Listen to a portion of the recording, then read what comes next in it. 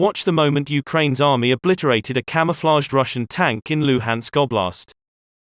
The destruction of the Russian tank took place in the eastern regions.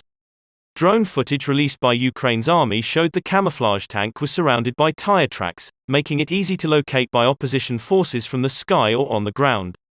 The Russian tank can be seen to erupt into flames as a ball of smoke rises up into the sky when hit by Ukraine artillery forces. The attack comes in the wake of heightened tensions between the two countries, as both neighbouring countries have been ramping up their war efforts, which have in turn intensified the battle on the frontlines.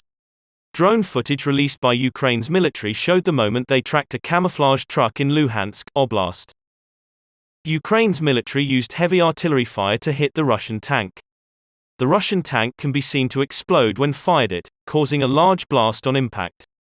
Thick black smoke can be seen billowing out of the destroyed tank, as a fire burns below. Military expert Dr. Mike Martin claimed that the British government needs to send more armoured vehicles like tanks and more ammunition to Ukraine, in order to help them fight the Russian onslaught. Dr. Mike said, "War is extraordinarily expensive and, actually, often the weapons are not necessarily the most expensive thing. To run an army, you need huge amounts of ammunition, which is very expensive. And as you know, Ukraine is starting to go on the offensive now, those demands are going to increase. You need a lot more ammunition to have an offensive than to defend, for instance. And I think what we probably need to see is some shifts in what is supplied to Ukraine.